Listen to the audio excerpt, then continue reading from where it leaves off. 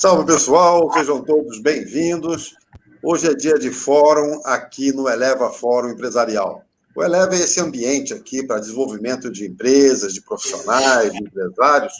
E hoje a gente conta com a visita muito bacana, estamos muito honrados de receber o seu João Batista Lupercio conosco aqui. Nosso tema hoje é sobre segurança patrimonial. Bom, quero apresentar quem está ao meu lado aqui para bater esse papo com o senhor Lupercio.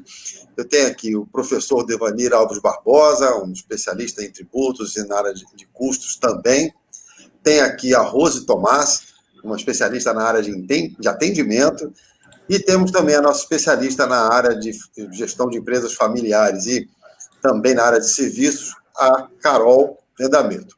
Bom, eu sou Evandro Santana e sou consultor na área de gestão comercial. Ô Lupercio, seja bem-vindo. A partir de agora eu vou tirar o senhor, vou te chamar de Lupercio, tudo bem? E já vou te fazer a primeira pergunta, Lupercio. Quem é você e o que a sua empresa faz? Olá, pessoal, boa tarde. Bom, inicialmente, muito obrigado pelo convite, né? Fico muito honrado em estar nessa sala com profissionais de tão alto nível, né? Muito gratificante. Bom, falando basicamente aí de quem é o Lupercio, eu sou formado em processos gerenciais e vivi os meus últimos 10 anos dentro do cenário de segurança privada, segurança patrimonial.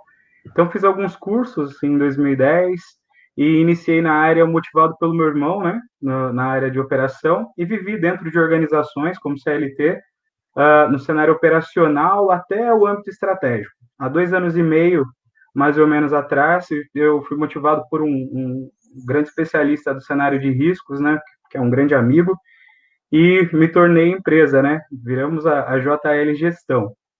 A empresa basicamente tem o conceito hoje de personalizar operações. Entre um dos nossos principais negócios, né, que foi fundada essa empresa, é a ocupação de um cargo gerencial dentro de uma grande consultoria em riscos, né, se chama HL Gerenciamento de Riscos, e além disso, presto assessoria hoje para empreendimentos, empresas, né, considerando o know-how atribuído nesse tempo. Ok, então vamos começar o nosso bombardeio amigo, certo? Carol, a primeira pergunta é sua, por favor. Lupercio, no ranking de prioridades das empresas, como está a segurança patrimonial? Eu acho que, inicialmente, é importante a gente entender o que é segurança, né? Então, basicamente, segurança é um conjunto de controles, né, que envolve pessoas, processos, ferramentas, tecnologia, estrutura, né, para se compor, para minimizar riscos. Basicamente, é esse que é o conjunto. Então, assim, a nível de prioridade, hoje, para você estabelecer qualquer tipo de negócio, uma organização, você vai ter que ter algum tipo de controle. Então, o ranking é prioritário, porém, geralmente com não tanta injeção financeira, digamos assim. Mas a nível de prioridade, na minha opinião, é um dos principais. Professor Devanir, agora com você. Vocês estão me ouvindo? Agora sim. Perfeito. Como que se processa o engajamento, a divisão de responsabilidade dos funcionários no campo da segurança patrimonial nas empresas? É totalmente voltado a processos, né, Sr. Devanir? Inicialmente, nós temos que entender o que é a estrutura, né? Qual é a defesa, né? Qual o ativo que eu protejo, né? E aí, com base nessa premissa do que eu tenho para a defesa, eu estipulo processos para que os agentes cumpram, para que as tecnologias contribuam e assim sucessivamente. Ô, Lupercio, ainda vale aquela regra que tem que acontecer uma tragédia, uma grande perda, aquela porta arrombada, para o pessoal começar a correr atrás de tratar a segurança com a devida atenção? Ainda é assim? Olha, se a gente for colocar hoje no âmbito geral, a porcentagem para esse tipo de cenário ainda é dominante e é crescente, né? Infelizmente, a maioria pelo menos na minha experiência, né? A maioria das vezes que as pessoas nos procuram é porque tiveram algum evento ou algum tipo de problema dentro de seus empreendimentos. E salve algumas exceções que se preocupam, que anteveem os problemas, né? Rose Tomás, com você, por favor.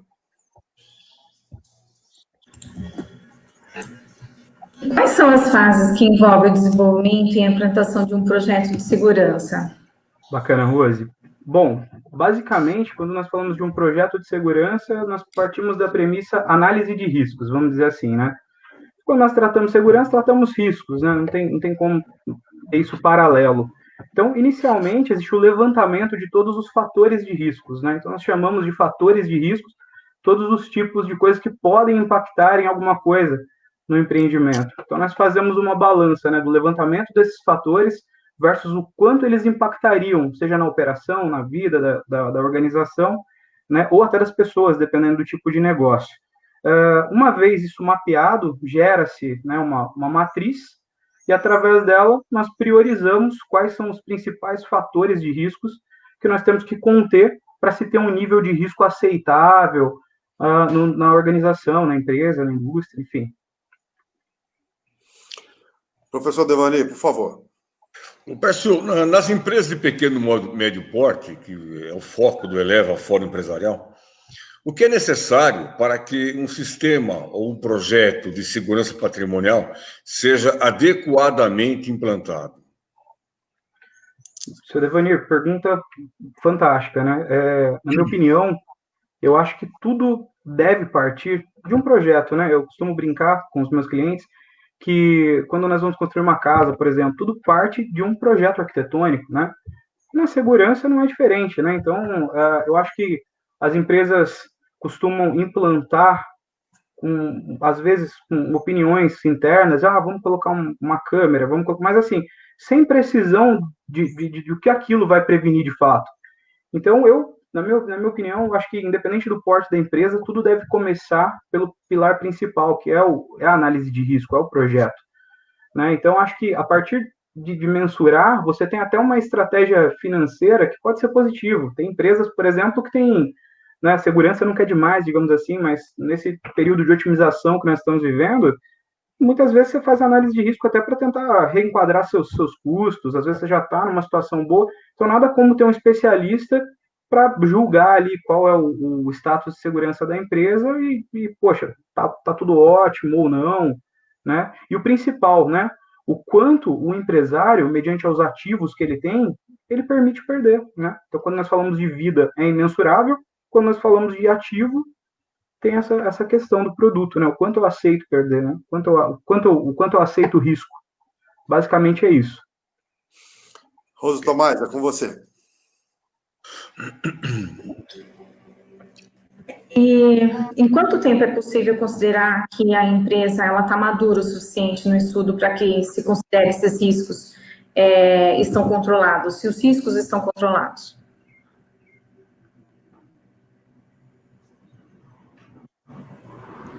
Estamos com um probleminha no sinal do Lupércio. Vamos fazer aqui um termômetro, né? Pessoal, desculpa, vocês estão me ouvindo? Deu uma pequena queda aí. Lupércio, você pode começar de novo a resposta, por favor? Recapitulando, Rose, acho que deve haver... Claro, desculpem. Eu acredito que deve haver um termômetro, né, que nivele esse nível de risco. Então, se tudo parte de uma análise de risco, ou mesmo já com um projeto em andamento, a empresa já está aberta há 10 anos e viemos a ter um evento agora, né, mapeamos o que se tem a nível de vulnerabilidades, digamos assim, corrigimos e a partir dessa correção estamos seguros, né, teoricamente. Aliás, de fato é isso que ocorre, né, então eu acho que nada como ter ali um balizador. Nós usamos muito a matriz SWOT para esse tipo de balizamento. Usa-se essa matriz e se tem o resultado desejado, né? Ou não. Ô, Lupércio, dentro da pergunta da Rose aí, na resposta você falou, aí a partir de um evento. O que é evento para você? Me perdoem. Um evento é alguma ação criminal, é algo crítico. Quando nós falamos de segurança, volto a falar, né? Nós esbarramos ali em risco, né? Então, muitas vezes, hoje, eu atuo na indústria, mas um dos cenários principais são aí as associações, condomínios, trabalhamos com pessoas. Então, não é somente uma invasão, uma intrusão, um ato criminal, né? Pode ser um mal súbito não detectado. Então, até dentro da indústria, né, o funcionário teve um mal súbito em determinado setor, né? Quem detectou? Quem viu? Quanto vale essa vida? Então, muitas vezes, o empresário ele tem que olhar para esse lado também, né? Porque o impacto é muito forte, né? quando nós vamos para esse cenário. Perfeito. Com você, Carol, por favor. Lupércio, e diante desse momento aí tão preocupante que a gente está passando, né, que a gente nunca imaginou, ninguém nunca imaginou que fosse passar, como que você está fazendo para prospectar novos clientes? Perfeito, Caroline. Eu acho que, assim, no primeiro momento, manter, né, os nossos clientes, eu acho que para a grande maioria dos empresários, é fazer o possível para manter a qualidade, manter os clientes, aliás, manter os clientes com bom nível de qualidade para evitar perdas. É claro que balizamentos aí financeiros existiram para todos, não foi diferente com o nosso setor, mas principalmente a pandemia trouxe um novo cenário, né? Principalmente quando a gente considera a questão home office, né? O que nós estamos fazendo aqui agora, né? Hoje nós vemos aí assessorias remotas, então não necessariamente você precisa estar em outro estado para dar uma assessoria, dependendo do cenário, claramente, né? E assim, a nível de prospecção, eu falo para vocês que foi algo um pouco surpreendente, porque eu acredito que as pessoas estão precisando mais otimizar os seus custos, estão dentro da indústria. O que a gente está percebendo muito? Todo mundo teve perda de receita, pelo menos a grande maioria, na grande maioria dos cenários. Então, as pessoas estão buscando a consultoria, a assessoria, para tentar reduzir custos em segurança com qualidade. Então, entra no balizamento aí de tecnologia, né? De repente eu fechei um gate, fechei um setor da minha empresa e eu posso minimizar. Mas minimiza isso com inteligência, com profissionais especializados no cenário de segurança. Então, assim, criou-se novos mercados, né? Isso foi bastante interessante para nós.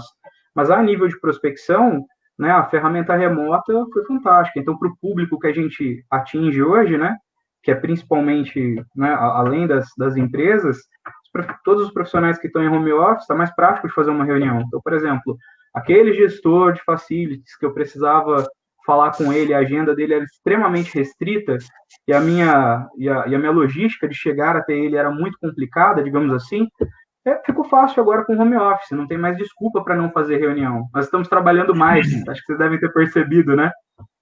Então, a nível de prospecção, nós tivemos uma surpresa extremamente positiva. Acredito que não dá para galgar resultados astronômicos, é claro, né?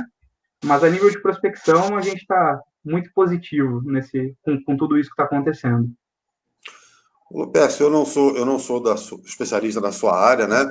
Mas eu nem consigo dizer quantos tipos de câmera existem hoje. Tem câmera para tudo, né? Então a gente vê essas coisas formidáveis de reconhecimento facial, né, de digital, essas coisas todas aí que tem de monte, né? Como é que se faz o equilíbrio entre o fator humano, as pessoas, e esse fator tecnologia? Porque isso tem que andar junto, não tem? Sim, sim.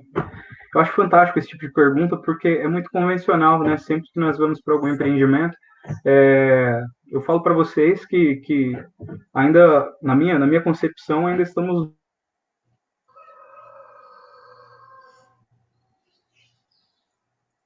Tivemos mais um probleminha com o longe sinal. de substituir. Lupércio. Uma breve queda, pessoal. Estão me ouvindo? Desculpa, agora sim, você pode começar de novo? Claro. Bom, pessoal, então, assim, eu acredito que, principalmente, considerando a nossa cultura, né, é muito complicado hoje em dia você fazer um balizamento de tecnologia versus recursos humanos, né? É muito, ainda é muito distante, né? Então, basicamente, se a gente for partir do conceito universal de segurança, né, que é detecção, retardo e resposta, a tecnologia veio para amparar o homem, mas ainda nós não temos condições de responder, né, de dar resposta. Então, muitas vezes, quando eu digo resposta, é a detecção, eu preciso de algum sistema tecnológico ou de segurança que detecte um tipo de problema, né?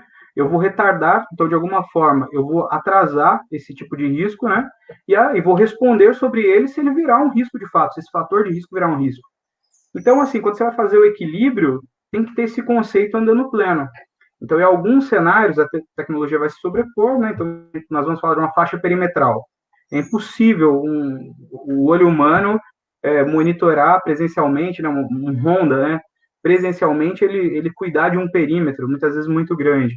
Então, ele precisa do amparo da tecnologia, de câmeras, de de cercas, conforme o Evandro falou, né, está muito avançado hoje em dia a tecnologia, então todo mês a gente está se deparando com coisas novas, e é uma baita responsabilidade dar esse feedback para o cliente saber exatamente, porque quando ele te contrata, ele quer comprar o melhor, né? Quer comprar o melhor pelo melhor preço, enfim. E você tem que ter essa responsabilidade. E assim, eu acredito muito no fator humano pela oscilação que existe hoje em dia em todos os âmbitos. Então, hoje em dia, como nós poderíamos falar que internet, propriamente dita aqui agora, é 100% preciso? Não é. Então, se oscilar, eu não tenho contingência. Então, na minha concepção, dizer equilíbrio, né, é muito difícil, mas eu diria para vocês que ainda o fator humano 75% contra 25% tecnologia, isso na minha opinião, para se ter uma operação extremamente saudável, né? Tá, quero só fazer um intervalinho aqui para convidar todo mundo que está nos assistindo, que no dia 29 de outubro, daqui a 2 semanas, nós vamos fazer um novo fórum com o Dr. Alex Abate, sobre um tema bastante rico também, que são as dívidas que não foram pagas durante a pandemia. Que tratamento dar, que entendimento ter. Então, nós vamos estar aqui com um novo fórum no dia 29. Vamos seguir com o Lopes falando de segurança patrimonial. Professor Devani, por favor. Eu vi o seu trabalho. Você tem... Vamos lá? Estão ouvindo? Agora sim. Creio que para cada empresa que você trabalha, ofereça trabalho, assim como eu, você tem 2 tipos de surpresas. Surpresa desagradável e surpresa muito desagradável. Ok?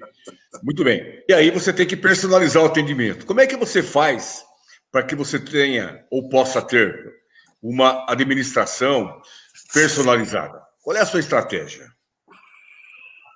Hoje o nosso foco, quando nós dizemos bastante sobre administração personalizada, é principalmente, seu Devani, pensando principalmente nas empresas, mas também nas organizações. Vocês estão me ouvindo bem? Desculpa. Sim. Me ouvem bem? Que bom. Sim. Então, principalmente pensando nas organizações sem fins lucrativos, que muitas vezes são as associações, né, os condomínios, né? Então, até os galpões logísticos, quando você titula ali um síndico, um presidente para determinada ação, estatutariamente ele tem que entender de tudo, né? Segundo pelo menos a maioria dos regulamentos, dos estatutos. Então, a nossa ideia de personalização é realmente entrar nesse circuito, desculpe, e dar esse suporte realmente que ele precisa, né? E as formas para isso, muitas vezes, é a identificação do tipo de mão de obra que está incluso, né? Qual é o know-how dessa pessoa que está lá dentro, se vai ser necessária uma interferência nossa como empresa, colocando algum especialista do nosso setor lá dentro, e assim sucessivamente. Principalmente o atendimento, né? Então, quem é o cliente do meu cliente? Muitas vezes a gente pensa dessa forma, né? Quem é o cliente do meu cliente? Então, eu tenho que atender essa pessoa de forma expressivamente boa e automaticamente eu vou respaldar o meu cliente. Rose Tomás, por favor. E fala para a gente qual que é a diferença entre o vigilante armado, o vigilante e o controlador de acesso. Perfeito, Rose. Bom, o vigilante, ele é um profissional regulamentado, né, conforme a Lei 7.102/83. É um profissional diferenciado, digamos assim, né, tanto na condição armada quanto desarmado. Ele é um profissional que ele passa por um treinamento que atualmente, salvo engano, é de 21 dias dentro de uma academia especializada. Então, lá ele conhece sobre legislação, ele conhece sobre técnicas de abordagem, de persuasão, ele treina conduta, né? Ele atira, ele tem familiaridade com armamento. Então, assim, é um profissional bastante diferenciado. É um profissional que ele é empregado de forma mais ostensiva dentro do cenário de segurança. Na minha opinião, na grande maioria dos empreendimentos, fundamental, né? E quando nós... lembrando ainda que a cada 2 anos ele tem uma reciclagem, né? Que ele tem que seguir, que envolve um exame psicológico. Então, assim, é algo bastante abrangente. E aí, nós temos também o controlador de acessos, que é um profissional que ganhou destaque no mercado, né, principalmente pelo fator econômico das empresas, e é um profissional que ele não tem toda essa capacitação, porém, o olhar dele é mais voltado à administração dos controles, digamos assim. Então, é aquele profissional que, de fato, ele controla acessos de um empreendimento, Ele, em algumas condições, quando é um auxiliar de monitoramento, por exemplo, ele checa câmeras, mas é um pouco, né, diferente se você for comparar. Lupercio, se você me fazer uma segunda pergunta nesse mesmo sentido, dizendo onde eu emprego quem, a partir de uma análise de riscos, com certeza você vai saber que é mais relevante você ter um vigilante de forma mais ostensiva para responder, principalmente considerando o contexto externo, da onde você tem a sua empresa, a sua indústria, o seu empreendimento, versus seus ativos. Então, basicamente, depende do que você tem, vai ser o reflexo do que você precisa. Basicamente isso. Carol, por favor. Pércio, e qual que é a diferença entre segurança própria e segurança terceirizada? Perfeito, Caroline. Pergunta extremamente relevante. Bom, então, quando nós falamos de segurança terceirizada, só para ser bastante expressivo para todos, nós estamos falando de ir para o mercado, abrir um edital, contratar uma empresa de segurança com um escopo definido, né, e implantá-la na minha indústria, no meu empreendimento, seja onde for. Quando nós trazemos para a segurança própria, nós chamamos de orgânico até. Segurança orgânica, os funcionários passam a ser da empresa, né? Então, quais são as limitações, vamos dizer assim, né? Primeiro que a empresa, ela não pode ter o vigilante, né? Ela tem que ter uma certificação da Polícia Federal para ela poder ter o vigilante, denominado vigilante, principalmente se ele for estar armado. Então, é muito difícil isso acontecer para uma indústria, não é tão simples, ou para uma empresa. Então, as empresas adotam a terceirização ou eles utilizam o CBO de vigia, né, que vem do mesmo segmento do controlador de acessos, algumas limitações, e transformam esse profissional em orgânico, né, ou tratação direta. A grande diferença que nós temos nisso, inicialmente tem a avaliação do cenário, né, mas é o princípio econômico, né, que dá realmente, você ter o funcionário terceirizado, você vai ter um custo mais expressivo do que se esse funcionário for contratado CLT direto por você, né? Você assume os passivos, você tem que ter toda uma estratégia, né? Eu sempre recomendo, né? Alguns clientes já fizeram a estratégia de terceirização com muito sucesso em alguns, inclusive, tanto pelo saving econômico, quanto pela operação em si do empreendimento, porém, tem que se ter um dono para isso, né? Então, assim, se você tem alguém que faça gestão sobre quando você tem um cenário orgânico, tudo tendencia a ser extremamente positivo. Se não, não recomendo. Geralmente não recomendo. Vá para a terceirização, faça uma boa SLA, né, com o seu contrato e é isso. Mas, assim, na minha visão, são duas premissas que diferenciam, né? Quando você traz o cenário para orgânico, né? Economia e o domínio sobre a gestão daqueles, né?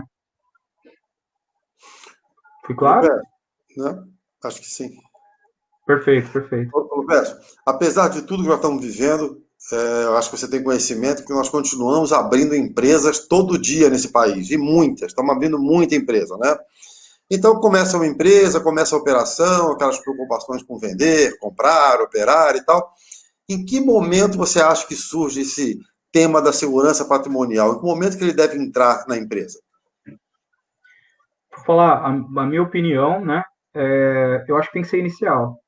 Quando eu falo lá atrás, Evandro, sobre o conceito, né, de você ter o projeto, né, antes de edificar a casa, antes de construir, eu acho que é justamente isso. Eu acho que segurança é um pilar principal. Não tem como, principalmente dependendo do seu ativo, né?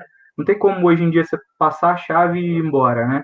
Deixar lá. Então tem que ter alguém olhando, tem que ter algum controle, né, de prevenção sobre aquilo. Então, eu acho que todo o processo de segurança ele deve ser considerado inicial. Acho que não tem como ser diferente hoje. Posso dar um exemplo até para vocês? Claro. Recentemente, eu não posso dizer, mas há uns 3 anos atrás, mais ou menos, nós nos deparamos com uma situação de uma organização que trabalhava com embalagens e optava por ter uma segurança remota, né? Teve um incêndio, infelizmente, danificou a empresa inteira, né? E, assim, qual foi a forma de controle? Então, poxa, se tivesse um sensor, se tivesse um agente olhando para aquilo, talvez a contingência, acionamento do bombeiro, tá vendo? Não estou falando de segurança, estou falando de risco, né? Teria evitado essa catástrofe. Então, quando eu falo lá no início, né, o quanto você aceita perder, acho que tudo isso, né, o quanto você aceita o risco, né, acho que faz frente com tudo isso. Bom, nós estamos chegando no final da entrevista, que eu te confesso, Lupes, que eu estou impressionado com a sua objetividade, a sua maneira direta de responder tudo. Nossa, é impressionante. Assim, dá vontade de ficar mais tempo aqui. Mas vamos à última pergunta que eu deixei para você. Carol, por favor, você me pediu, vai lá, você. Carol? Lupécio, concluindo, né, essa exposição, vocês estão me ouvindo? Está tudo certo? Sim, perfeito. Tudo certo. Quais os cuidados que a gente tem que ter na contratação de uma empresa de segurança patrimonial para a gente não cair em nenhuma pegadinha? Perfeito, Carol. Ó, é extremamente relevante. Hoje em dia, né, eu acho que partir para uma terceirização, qualquer cenário, né, principalmente o da segurança, acho que todas as cautelas são bem-vindas. Na minha visão principal, né, ter um edital bem elaborado de mercado. Então, ouça várias empresas, né? Eu costumo brincar com o pessoal que quando se fala nesse tipo de cenário, pelo histórico de condições que a gente vê por aí, não faça um edital com 3 empresas, faça com 5, se for possível, né? Com um maior número de empresas. Eu acho que a saúde financeira da empresa demanda muito, então isso é algo que tem que vir aberto para o contratante. Então, como está a saúde da minha empresa, né? Dessa empresa que eu estou contratando, como estão os passivos trabalhistas, né? Existe uma promotoria entre clientes e profissionais, porque principalmente quando você fala de recurso humano, né? Vamos pensar assim, se o profissional ele não está satisfeito com a empresa que ele trabalha, não tenha dúvida que ele não vai dar o melhor de si estando dentro do seu empreendimento. Isso é fato e é básico em gestão de pessoas. Então, acho que toda essa parte de avaliação é extremamente importante. CNPJ, por exemplo, quantos CNPJs a empresa tem, né? Qual a idade desse CNPJ? Acho que tudo isso vale muito a pena. É uma estrutura familiar? É uma organização? Tem formação por acionistas atrás? Já teve algum histórico de quebra no passado por outros CNPJs? Então, acho que são fatores relevantes, né? Que te resguardam, né? Recentemente, a gente viu gigantes do mercado aí dando alguns certos problemas para clientes e para o contratante, aliás, né? E eu acho que todo cuidado é importante.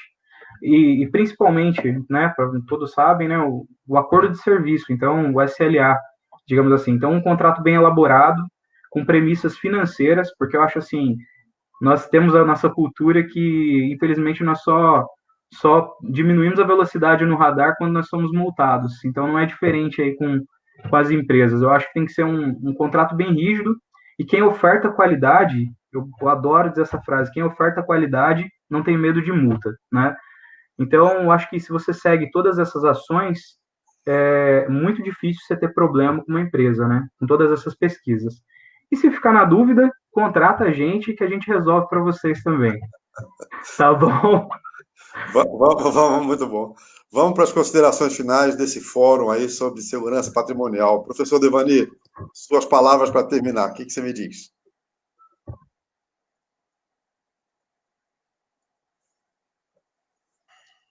De novo, agora vai. Me permita, excelente a sua apresentação, rica.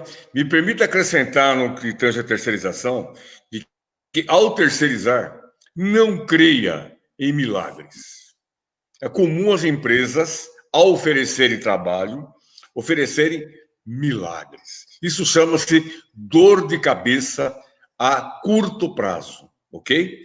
Lupercio, parabéns, felicidades, e foi uma enorme satisfação poder contar com o seu conhecimento, ok? Até breve. Obrigado. Sucesso para você. Tomás, suas considerações finais, por favor.